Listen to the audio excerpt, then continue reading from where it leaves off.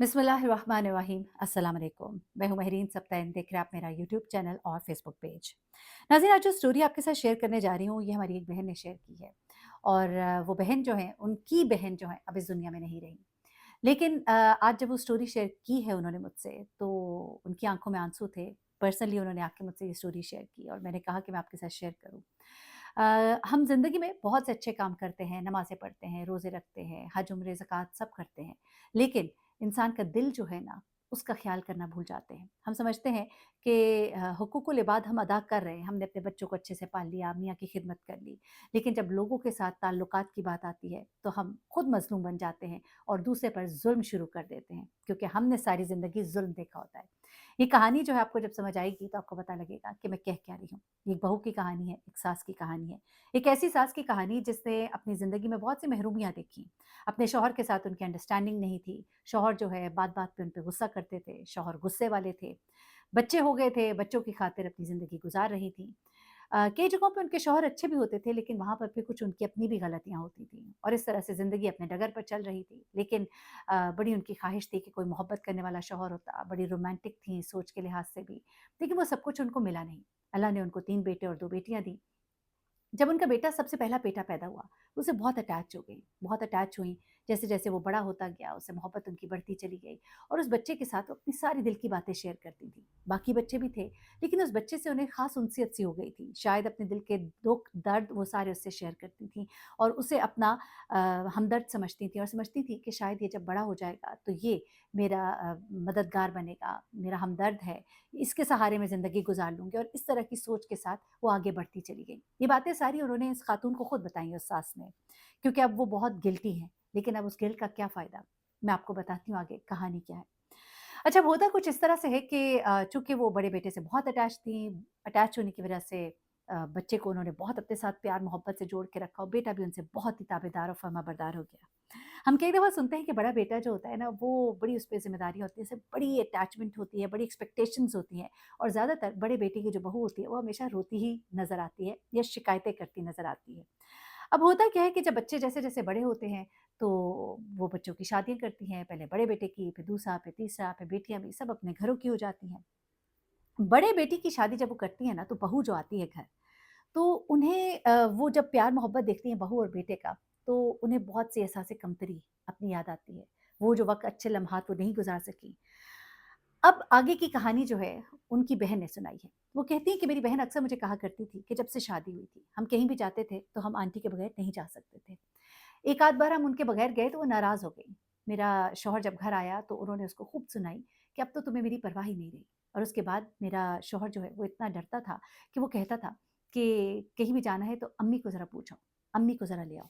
और उसके बाद उनकी ज़िंदगी के हर हर हिस्से का वो पार्ट एंड पार्सल होती थी। उसके बाद घर के जो रोज़मर्रा के काम थे, उनमें भी ऐसा होने लगा कि बाकी 2 बहुओं से तो उन्हें इतना सरोकार नहीं था, उनके साथ जैसे भी चल रही है, लेकिन यहाँ पर वो हमेशा देखती थी कि बेटा जो लाया है सबसे पहले उनको लाकर दे, सबसे पहले उनके लिए करे। तो वो सब कुछ तो चल ही रहा था।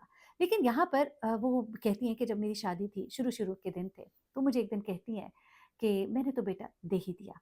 वो कहती है कि मुझे समझ नहीं आई कि क्यों वो ये कह रही हैं। मैंने कहा नहीं, नहीं आंटी आप ही का बेटा है।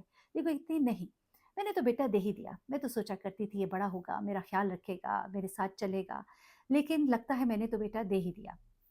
कहती है कि मेरी बहन कहती थी मुझे उस वक़्त तो समझ नहीं आई, लेकिन कुछ अरसा गुज़रा, साल गुज़रे तो मुझे समझ आई कि वो क्या कहती थी।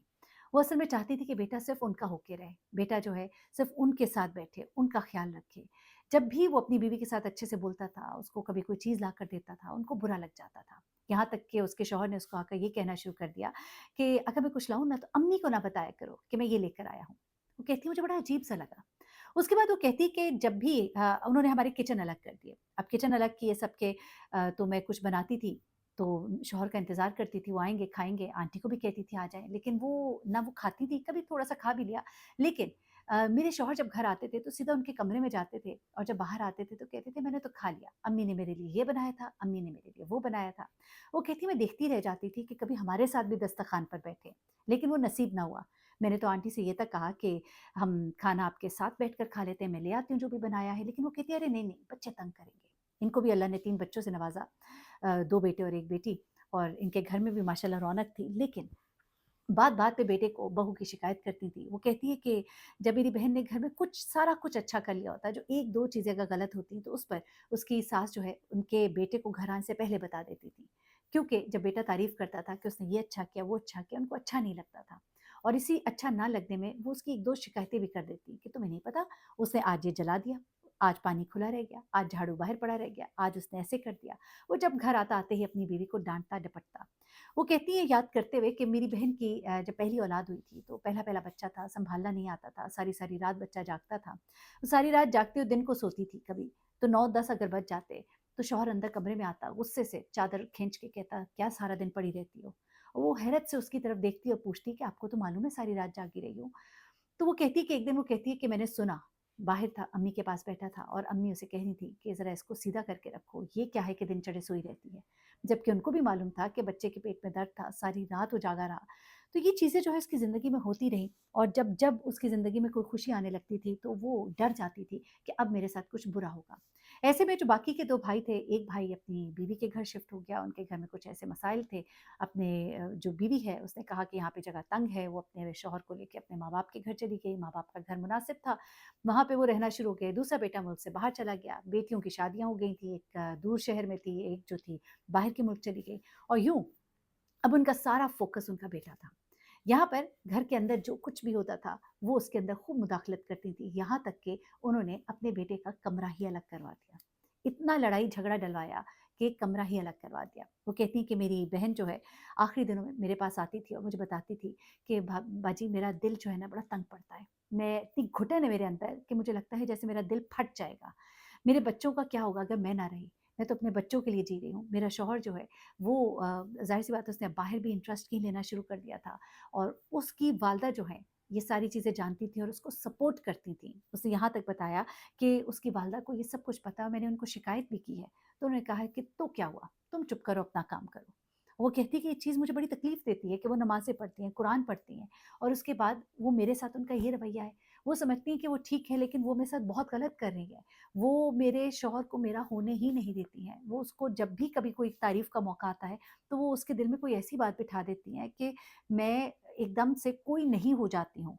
जबकि मैं इस घर के लिए सब कुछ कर रही हूँ। ये बच्चे मेरे हैं, ये घर मेरा है, लेकिन मुझे हमेशा बताया जाता है कि ये मेरे बेटे का घर है। अब वो लड़की जो है, ये खातून जो थी, अंदर ही अंदर घुटती रही, घुटती रही, घुटती रही, यहाँ तक कि उसका एक दिन ब्रेन हैमरेज हो गया। ब्रेन हैमरेज हुआ, हॉस्पिटल लेके गए, लेकिन फिर एकदम उसका बीपी इतना शूट किया कि वो सर्वाइव ना कर सकी। अब वो बहन कहती है कि इसकी जो सास है, जब ये उसकी डेथ हो गई, वो कहती है मुझे बड़ा मैं तकलीफ़ में थी और मैंने जाके इसकी सास को कहा कि आपने मेरी बहन मार दी। तो वो मुझे बड़ी हैरत से मुझे देखना शुरू की कि ये तुम कैसी बात कर रही हो? फिर कहती है जो मेरे दिल में भरा था मैं सब बोल कर आ गई उनको। मैंने अकेले में उनसे बात की, उनके कमरे में जाकर, उनको बताया कि कब-कब आपने मेरी बहन के साथ क्या कुछ किया। वो सुनती रही और सुनती रही और उसके बाद वो कहती है कि मैं घर आ गई। लेकिन अगले दिन वो कहती है कि मुझे उनका फ़ोन आया और उन्होंने कहा मैं तुमसे बात करना चाहती हूँ, लेकिन मैं उनकी शक्ल भी नहीं देखना चाहती थी। लेकिन फिर वो कहती है कि उन्होंने किसी के ज़रिए मुझे पैगाम दिया और मुझे कहा कि प्लीज़ मुझसे एक दफ़ा बात कर लो। वो आई उसके आगे हाथ जोड़ के कहती है मुझे माफ़ कर दो, मुझे तो अंदाज़ा ही नहीं था कि मैं क्या कर रही हूँ। शायद मेरे अंदर का जलन और हसद था और फिर ये कहती है वो सारी बातें उन्होंने खुद एडमिट की कि हाँ, मुझे ऐसे लगा जैसे मैंने अपने बेटे को खो दिया है। शायद मैं इसके साथ मुकाबले में आ गई थी। मुझे लगता था कि मेरा बेटा उसका हो जाएगा, लेकिन उसका ना हो जाए, मैं इसमें ये सब कुछ करती रही। और मेरे अंदर कभी-कभी मेरा ज़मीर मुझे कचोके मारता था, मैं उसे सुला देती थी। ये कहकर कि नहीं ये मेरा बेटा है, मेरे बेटे को पता होना चाहिए उसने क्या गलतियाँ की। मुझे नहीं मालूम था कि ये गलतियाँ बता-बता कर मैं अपने बेटे को उससे दूर कर रही थी। मैं उसको तकलीफ़ दे रही थी, लेकिन उसकी तकलीफ़ न जाने क्यों मुझे खुशी देती थी और आज मैं बहुत तकलीफ़ में हूँ, क्योंकि मैं ये सोच रही हूँ कि उसकी बर्बादी, उसकी मौत की वजह तो मैं हूँ। वो कहती है तो मैंने उनसे कहा कि अब आप उससे माफ़ी माँगे। वो कहती है मैं उससे कैसे माफ़ी माँगूँ? मेरे दिल पे तो बड़ा बोझ है, मैं इस बोझ के साथ कैसे मैं जीऊँगी? वो कहती है मैंने उनसे कहा कि आपने तो ये तब सोचना था ना, जब आपने उसको इतनी तकलीफ़ दी, इतनी अज़ियत दी। ये मेरी वीडियो उन सासों के लिए भी है, जो समझती हैं कि उनका हक है कि वो अपनी बहू को नीचा करे, अपने बेटे को उसकी हर शिकायत बताएँ, खुदा के लिए ऐसा ना करें। ये ना हो कि आप भी उसी सास की तरह हो जाएँ, जो बाद में अगर नमाज़ भी पढ़े तो उसे ये ख़्याल आए कि मेरी ये नमाज़ें बेसुध हैं, बेफ़ायदा है, मैं टकरे मार रही हूँ। क्योंकि जिस इंसान को आपने इतनी अज़ियत दी, इंसान का बोझ आप कैसे उतारेंगी? یہ تو وہ قرض ہے نا جو جب تک وہ شخص آپ کو معاف نہیں کرے گا تو اللہ آپ کو کیسے معاف کرے گا؟ اللہ تعالیٰ ہم سب کو سوچنے سمجھنے کی صلاحیت دے. ہم جانے انجانے میں کبھی کبھی لوگوں کو بڑی تکلیف پہنچا دیتے ہیں، اس لیے دعا کیا کیجیے کہ اللہ تعالیٰ ہمیں کسی کے ساتھ شر کرنے سے بچائے، کیونکہ ہم شر کرنا نہیں چاہتے لیکن ہم کر جاتے ہیں. تو اللہ سے یہ بھی دعا کیا کیجیے کہ اللہ ہمیں شر کرنے سے بچائے. اور آپ سے میری اپیل ہے ان ساسوں سے کہ خدا کے لیے اپنی بہوؤں کے ساتھ اچھا رویہ رکھیں، ان کی غلطیوں پر پردہ ڈالیں، انہیں ایک اچھا انسان بننے کا موقع دیں. ابھی تو وہ بیچاری اپنے گھروں سے اٹھ کر آتی ہیں، اس گھر میں آتی ہیں، ابھی تو اس ماحول کو سمجھنے کی کوشش کر رہی ہوتی ہیں، اور آپ ان کے اوپر تابڑ توڑ حملے کر دیتے ہیں. ایکسپیکٹیشنز کی ایک لمبی لسٹ ہوتی ہے، ان کے سامنے رکھ دی جاتی ہے. خدا کے لیے ایسا نہ کیا کریں. جو اپنی بیٹیوں کے لیے سوچتے ہیں نا، وہی بہوؤں کے لیے بھی سوچیں. اپنے دل کو کشادہ کریں اور اللہ کے بتائے ہوئے احکامات کے اوپر عمل کریں. حسد، جلن، غیبت، ان چیزوں سے اپنے آپ کو بچائیں گے تو پھر چیزیں بہت سی آپ کے سامنے روشن ہو جائیں گی، کھل جائیں گی، آپ کی آخرت بھی سنور جائے گی.